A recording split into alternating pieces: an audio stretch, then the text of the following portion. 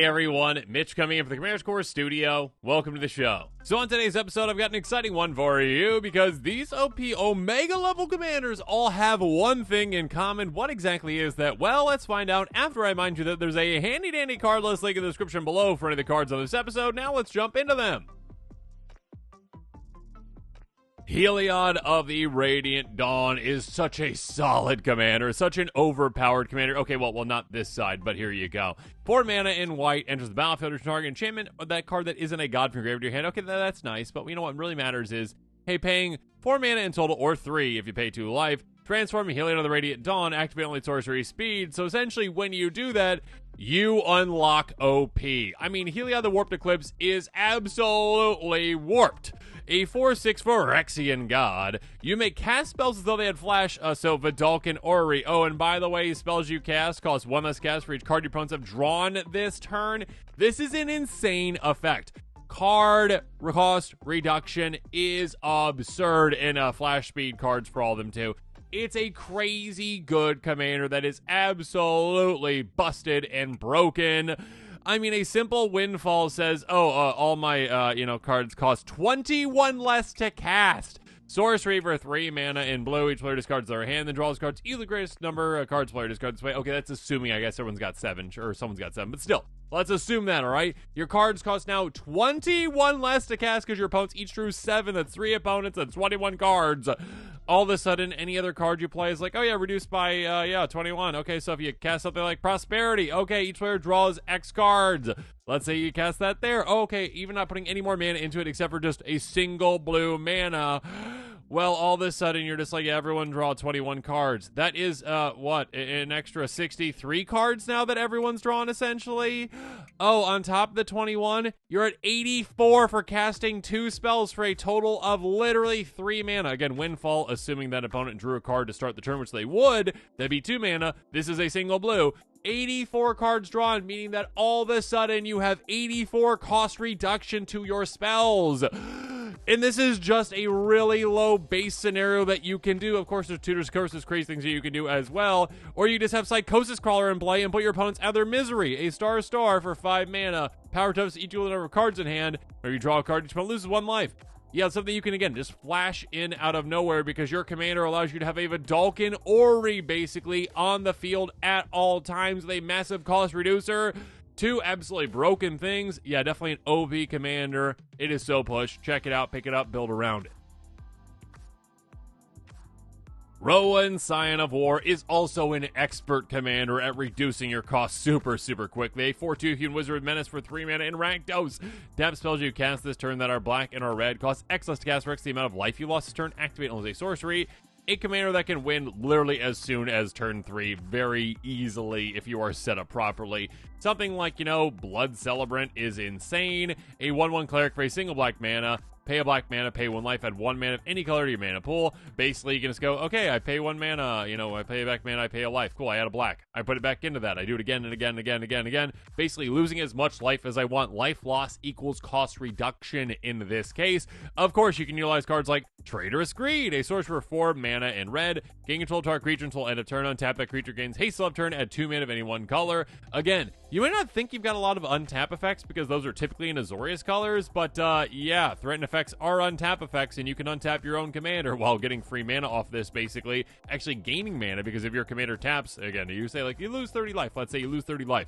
Tap your commander, all your red and black spells cost 30 less. Cool. Cast this for a single red mana, and then all of a sudden, yeah, just go, oh, okay, what I'm going to be doing now is untapping it and doing it again. Oh, now all of a sudden my spells cost 80 less to cast, and also I gain mana from this as well. Maybe throw that into an Exsanguinite. Oh, there you go. Hey, sorcery for X black. Each opponent loses X life. You gain life you lost this way. Yeah, being able to go, okay, all of a sudden, yeah, 60 less on this, and then all of a sudden my opponents, did I say 80 earlier? Anyway, 60. Being able to drain your opponents for 60 life each. Very super simple, very super easy, very super early in the game. Yeah, this commander is absolutely insane. Rowan, Scion of War is such a solid commander, such a good commander, such a broken commander. Again, turning life lost into cost reduction super quickly, super easily. Massacre your opponents with this amazing commander. On the other end of things, though, Will, Scion of Peace, also has absolutely massive cost reduction possibilities. Do a 2/4 Human Wizard Vigilance for 3 mana in Azorius. Tap spells you cast this turn that are white and or blue cost X less cast for X the amount of life you gain this turn. Activate the sorcery. So with this one on the opposite end of things of Rowan, you're like, okay, cool. Gain a bunch of life, reduce the cost of our things. We can do some crazy things like Beacon of Immortality, double target player's life total, shuffle into library. Cool. You cast this, and all of a sudden, again, let's say you're 40, you gain 40, your spells cost 40 less to cast, all while having a very pumped life total, too. So that's absolutely fun. Of course, we also have ways to untap our commander, too. A lot of them in this color combination. Intellectual, offering an instant for 5 mana in blue. Choose an opponent. You and that player each draw 3 cards. Oh, choose an opponent, untap all non-land opponents you control, and all land opponents the player controls. Basically, a way to draw some cards on top of dramatic reversaling, essentially. Untap your commander. Do it again. Speaking of massive card draw and untapping things, Finale of Revelation. Draw X cards of X is 10 or more. Instead, shuffle your graveyard in your library. Draw X cards, untap 5 lands. And by the way, you've got no max hand size for the rest of the game. Yeah, basically get a lot of mana back. I mean, get more mana back than you put into this, essentially, and all of a sudden draw a ton of cards, have no max hand size. Yeah, you're going to be going far and winning very quickly with this one as well. Such a fun commander, such a unique commander, and one that can absolutely dominate with cost reduction.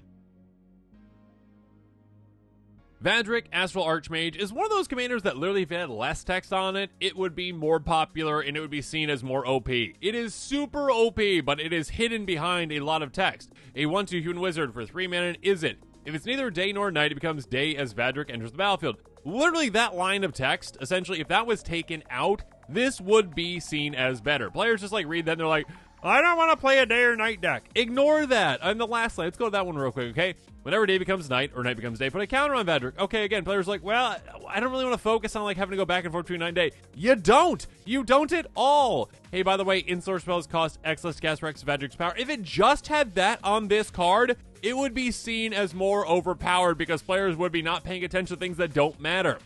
Yes, it's a nice small benefit when you get extra counters on this, but you don't need to worry about that. That's just a small little benefit that you get. Do not focus on changing day to night. Do not focus on that at all. What you need to focus on is getting this an insane amount of power super quickly, which you can very easily do. I mean, throw a Black Blade or Forged on it. I don't care that you're not in green. Who cares? Equipment for 2. Equip Ledger creature for 3 mana. +1 versus the land you control. I mean, even if you're just at, again, say 4 lands, I mean, Vadric now is at 5 power. Reducing the cost of your in-sorceries by 5 is insane. It's only going to grow throughout the game. And of course, you've got so many spells like Lunar Frenzy, instant for X and a red. Target creature control gets +X/+0 and gains trample and first strike until left turn. I mean, first of all, you can turn your commander into a one-shot KO very easily, but this is a 1-mana way to basically double up your commander's power, which is crazy, crazy, crazy good. Yeah, it's absolutely insane. I mean, eventually, doubling in, then doubling again, you're like going to be at like 40, 50, 60 power, whatever it's going to be, 100 power, whatever it is. Then you cast a spell like Giant's Immolating Inferno, a legendary source for X red, X damage up to 3 targets. Yeah, those are going to be your opponent's faces, and they are going to be gone. Vadric Astral Archmage, again, literally does not get the attention that it deserves because it has too much text on it. Because players are like, well, night and day, that's boring. I don't want to play that. Who cares? Get more power, reduce the cost of your spells, dominate your opponents with this OP Omega level commander.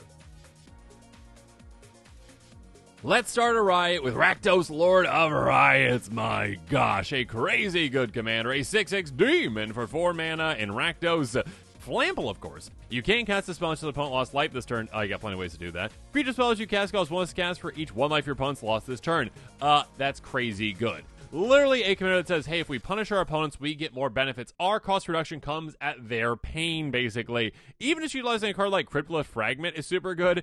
Artifact for 3, enters, tap 1 mana to your mana pool, and then, hey, each player loses 1 life. Yeah, being able to go, oh yeah, I mean, it's a slow mana rock, but what it does is it, well, allows me to cast my commander, which is amazing. And number 2 is just cost reduction 3 for all of our creatures on every single one of our turns. Again, all these kind of build up, repeat ways to make opponents lose life are insanely good with this.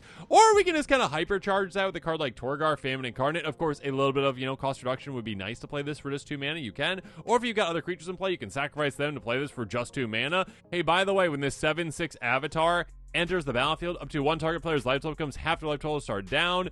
So essentially go from 40 down to 20 maybe even. A cost reduction like that can just make it so that all of a sudden all of your spells now cost basically nothing on that turn. Play cards like It That Betrays, an 11/11 Eldrazi for 12 mana with Annihilator 2. Opponent sacrifice a non-token permanent. That card goes to the battlefield under control. Yeah, again, when you're playing these massive, giant, game-changing Eldrazi, game-changing giant artifact creatures, then just for free, basically, you can dominate super quickly, super effectively, and just super, super, super fun. Rakdos, Lord of Riots, is a crazy good commander. Again, cost reduction at the cost of pain for your opponents. You're already just going to be wanting to cause them pain anyways, so utilize it to your advantage. Such a fun OP commander. Perhaps the definition of OP, Hinata Dawncrown is crazy good. A 4/4 Kieran Spirit with Flample for 4 mana and Jeskai. Spells you cast cost 1 less to cast for each target. Spells your opponent's cast cost 1 more to cast for each target. It flips the script essentially on you and your opponent's spells. Your spells cost basically nothing to target all the things you want to target, and your opponent literally is like, I'm trying to cast this one spell that targets some things, and now I can't because it costs a lot more. Yeah, literally you're making it so that if they're like, okay, I try to cast this one thing that targets multiple things, I can't do it, I don't have the mana for it. But you've got like, Heliod's Intervention, cool, instant for X white, choose 1, destroy X artifacts or enchantments, or target player gains twice X life. Yeah, you're gonna choose the first one. This is a 2 mana, destroy every single artifact or enchantment that you don't like. Literally, you can make deals with opponents, be like, hey, you can keep that around, whatever, if we do this. Or you can just go, yeah, it's a 2 mana, one-sided board wipe that just takes out everything else. Reality Spasm, a crazy good card, instant for X blue, choose 1, tap X target permanents or untap X target permanents. Again, literally just a way to go untap everything you have. Basically get all your mana back from your lands, get all the other things untapped as well, pseudo vigilance for your creatures, or tap down all of your opponent's things and make it so they can't utilize their things at all. Or just, again, bounce everything, get rid of things. I mean, board wipes are insanely good with this. Sorcery for X blue, return X target and all the opponent's owner's hands. This is basically Cyclonic Rift for just 3 mana for this commander, because you can target whatever you want to target. It is an insanely good commander that protects itself and also makes it so that you are just targeting all the things all the time for basically nothing. Such a crazy good commander. Hinata Dawncrown. Check it out, pick it up, build around this OP Omega level commander. Sammy, Wildcat Captain, is a Boros commander, and because of that, again, players are like, oh, well, it can't be all that good, it's Boros, right? Oh, it's insanely powerful, a 4/4 Human Artificer Rogue for 6 mana in Boros. Double Strike, Vigilance. Oh, by the way, spells you cast have affinity for artifacts. Let me say it one more time. Affinity for artifacts. Affinity is one of the most broken things in Magic, and you have a commander that gives all of your spells that. Oh, and by the way, it's never been easier to get more and more artifacts into play because of, treasures these days. And treasures being ubiquitous and absolutely everywhere. Yeah, a card like Treasure Vault is super good. Tap Ray colors, pay XX, tap, sacrifices land, make extra tokens. Basically just a way to get a lot of things into play and reduce the cost of all your spells again by getting a lot of treasures into play. I mean, Brass's Bounty, insanely good. Source for 7 mana in total. Again, never going to cost that because, you're going to have artifacts in play already. But hey, for each land you control, you make a treasure. Now that just basically, again, let's say you have 7 lands in play, gives you 7 more artifacts in play, which then reduce the cost of all your spells by 7. Play the End Stone for free, Ledger Artifact for 7, play a land or cast a spell, draw a card. You're going to be churning through your deck in absolutely no time with something like this. Oh, hey, it'd be in Ren Step, your life total comes half your starting life total rounded up. That's fine. We're fine with that. We're going to be doing absolutely crazy things, dominating our opponents with Sammy, Wildcat Captain. Such a fun commander, such a brutally effective commander, and an underrated OP Omega level commander. Sten, Paranoid Partisan, is yet another super underrated, super underplayed, super OP Omega level commander, a 2/2 human wizard for just 2 mana in Azorius. Enters the battlefield, features a card type other than creature or land. Always artifacts. Literally always artifacts. When you think about the most broken things in Magic, it's always artifacts. Spells you cast the chosen type cost 1 to cast, by the way, by paying 3 mana in Azorius. You blink it and return it back to the battlefield on the end step. So you could re-choose something else, but you're not going to do that. What you're going to do is you're going to build around this with artifacts because they are broken. I mean, just think about it, okay? You play this, you draw a Soul Ring later, you're like, oh yeah, hey, Soul Ring free. Why not, okay? Costs literally 0. Reducing the cost of artifacts is super OP, again, because artifacts typically have a generic converted mana cost, as generic mana value, essentially. And so you're like, okay, cool, yeah, hey, I pay nothing for this, or I pay reduced cost for this, which, yeah, I can pay with anything. Oh, and by the way, super easy combos that work, essentially. Sensei's Divining Top. Pay 1, look at the top 3 cards of your library from the back of the order, tap, draw a card, put it on top of its over library. I mean, Mystic Forge, just keep playing it off the top of your library again and again and again. Look at the top card of your library anytime. You cast the top card of your library, say an artifact card or a colorless non-land card, tap, pay 1 life, exile the top card of your library. Yeah, a lot of super simple, super easy, super crazy combos that you can do with this. Build up your storm count. But again, basically, it is just a cost-reducing commander for artifacts that is super low to the ground, and yes, can protect itself too. It is so OP, so super powered, and players ignore it, and they should not. Sten is OP Omega level. Animar, Soul of Elements, is one of the most deadly commanders of all time. A 1/1 elemental over 3 mana in Teamer, protects from white and from black. When you cast a creature spell, you get a counter on it. And by the way, spells you cast cost 1 less cast for each counter on Animar. Basically, make an unstoppable force that also makes all your other cards unstoppably cheap.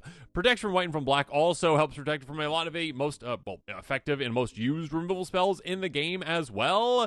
But yeah, you just need to get your commander a good amount of counters, which is super easy. You cast creature spells. Oh, and by the way, other creatures can actually give them more creature spells. A 0/3 elemental for 4 mana, Forgotten Ancient. Player casts a spell, get a counter on this creature. Oh, by the way, at the beginning of your upkeep, you can move those counters to something else. So move them onto your commander and reduce the cost even further. Ancestral Statue. Literally a cheat code with this commander. A 3/4 golem for 4 mana. Enters the battlefield, return a non-land permanent you control to its owner's hand. Keep in mind, it does not say another non-land permanent. So all of a sudden you just go, okay, my commander's got, 4 counters on it. Okay, cool. This reduced the cost to nothing. Okay, play it. Counter. Play it again. Counter. Play it again. Counter. Your commander has infinite, okay, rules are out there, 1 trillion counters on it. My spells are reduced by 1 trillion, and I'm gonna win. Vizier the Menagerie, an amazing way to just basically extend your hand to infinity. A 3/4 Snake Cleric for 4 mana. Again, you're never gonna pay that though. Look at the top card of your library. Anytime cast creature spells at the top of your library, spend mana of any type to cast creature spells. Yeah, being able to just go, okay, playing off the top of my library, playing free creatures again and again and again and again. Animar, Soul of Elements is so OP, so push. Check it out, pick it up, build around it. And finally, Magnus the Red is a super pushed OP Omega level cost-reducing commander, a 4/5 Demon Primarch with flying for 5 mana, and is it? Instant sorcery spells you cast cost 1 cast for each creature token you control, and by the way, if this hits someone, you make a 3/3 creature token. So this can actually make creatures that can help reduce the cost further, but yeah, we've got easier ways to do that too. I mean, Young Pyromancer, a great low-the-ground creature that says, hey, whenever you're casting an instant sorcery spell, you make a 1/1 creature token. So basically, we cast spells to make creatures that reduce the cost of our spells. What's not to love about that? Also, Song of Token Taz. Basically, this is a great way to say, hey, you know what we're going to be doing? Making a bunch of tokens. Sorcery for X and a red, or again, just a single red mana with this commander to reduce the cost a ton. Create X 1/1 black rat creature tokens with this creature can't block. Creatures you control gain haste of turn. So yeah, you can make massive armies out of nowhere, swing right away, that also reduce the cost of your spells. You can also double up your entire army with Clone Legion. Sorcery for 9 mana, but you're never going to pay that with this commander. Again, basically just 2 mana. For each creature target player controls, create tokens copy of that creature. An insane way to double up every single one of your things. Magnus the Red is a crazy good, crazy powerful OP commander that can reduce the cost of your spells to basically nothing. And with that, this episode is coming to a close. Make sure you comment below with your thoughts on it. And of course, as always, thanks again and have a good one.